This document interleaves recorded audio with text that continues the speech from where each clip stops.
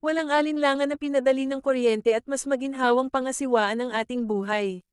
Magagawa natin ang iba't ibang gawain tulad ng pag-iilaw sa ating mga tahanan, opisina, at kalsada, pagluluto, pagpainit, pagpapalamig ng ating pagkain, at nakakaaliw at pinapanatili ang ating sarili na ligtas.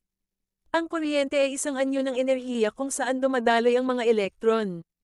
Ito ay mapapalitan sa isa pang anyo ng enerhiya tulad ng init o mekanikal na enerhiya, kaya naman ang kuryente ay maaari ding tawaging mga carrier ng enerhiya.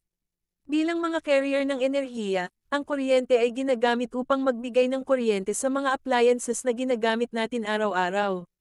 Upang matiyak na ang mga gadget na ito ay gumagana ng maayos, dapat na isagawa ang wastong pag-install at pagpapanatili ng kuryente.